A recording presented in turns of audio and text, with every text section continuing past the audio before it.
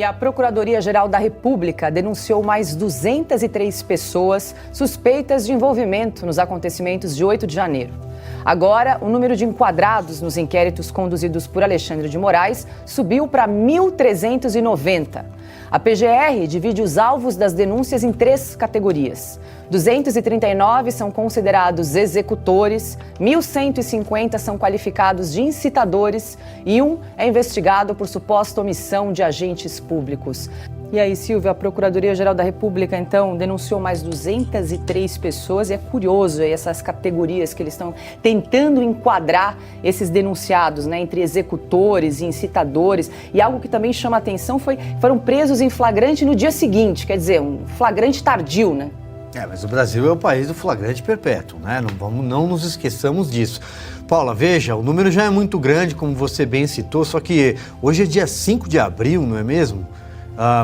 Toda a manifestação que acabou se degenerando em vandalismo, sim, e nós sempre aqui nesse programa condenamos e não cansaremos de repisar esse ponto de que é preciso punir quem de fato cometeu algum ato de vandalismo, depredação, porque isso sim é enquadrado em crime, né? Quem foi à Praça dos Três Poderes mal intencionado, infiltrado ou eventualmente não infiltrado, não importa, deve ser punido à letra da lei.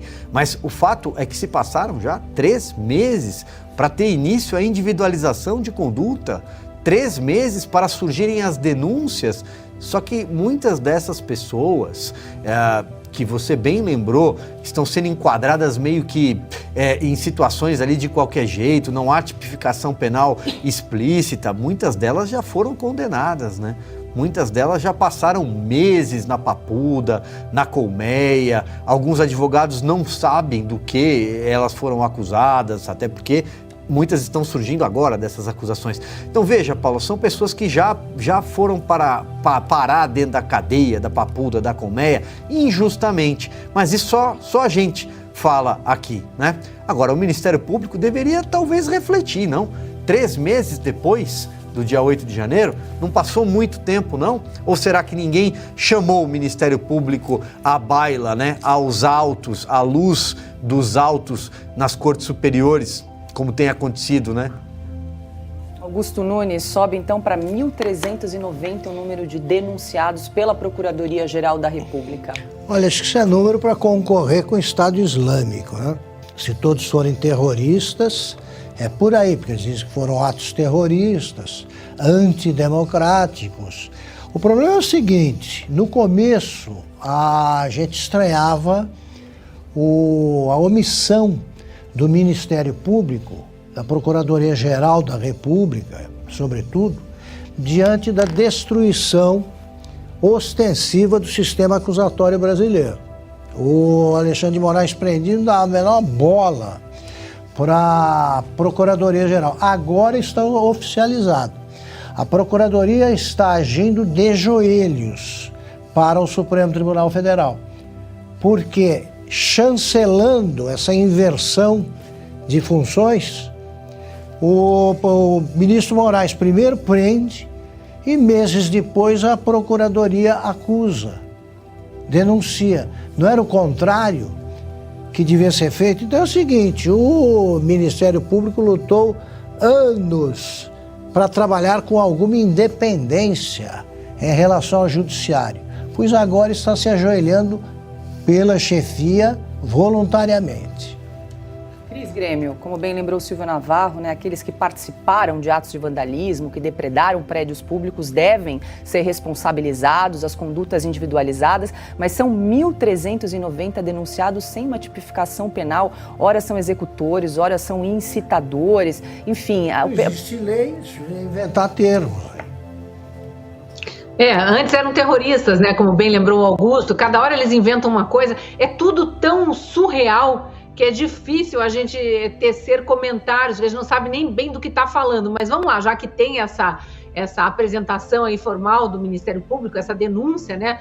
O que me preocupa é essa categoria dos incitadores, sabe, Paula? Porque, veja, quem cometeu vandalismo, isso está bem caracterizado. Eu só fico muito indignada, e a palavra é essa mesmo, que quando era MST invadindo o mesmo STF, o mesmo Congresso Nacional, praticando o mesmo tipo de vandalismo, teve um ou outro lá que ficou preso 1 ou 2 dias, depois foram soltos. Não teve essa baciada de prisões aí, centenas, mais de 1000, né? Centenas de pessoas presas no mesmo dia, independentemente de idade, de condição física ou do que estavam fazendo. Aliás, essas presas no QG de Brasília estavam todas lá pacificamente e ainda foram enganadas pela polícia do Exército. Entrem nos ônibus que é mais seguro, vamos levar vocês para um lugar seguro. É quase como levar judeu para campo de concentração. Por isso que essa comparação foi feita por vários dias com muita propriedade por analistas sérios, porque você enganar pessoas que não estão cometendo nenhum crime, de que vão tirar elas de determinado lugar, levá-las para outro lugar mais seguro e depois decretar a prisão quando elas já estão num local de onde não conseguem sair, e isso sendo feito com velhinhos, com pessoas com problemas de saúde que estavam sem os seus remédios lá, com crianças junto de seus pais ou de seus avós, uma aberração atrás da outra. Aí a gente pega e vê aí na somatória 1.150 pessoas acusadas de serem incitadoras de crimes. Devem ser essas que foram presas na frente do QG, né? Eu acessei aqui pelo site do Judiciário, aqui do Jus Brasil, que o Código Penal define nos crimes aqui nos artigos dos crimes que poderiam caracterizar como crimes contra a paz, né, título 9 do Código Penal, artigo 286, tipo penal de incitação ao crime, que é incitar publicamente a prática de crime. Que incitação ao crime faziam essas centenas de senhoras e senhores, alguns com menos idade ali, tinha jovens também de 18, 20 e poucos anos, mas a gente sabe que a maioria eram aposentados, que passavam os dias na frente dos quartéis ali, rezando, cantando hino nacional e sim, com cartazes pedindo Forças Armadas salvem o Brasil. Muitos pediam a aplicação do artigo 142, mas veja, não é incitar crime pedir que um artigo da Constituição seja respeitado.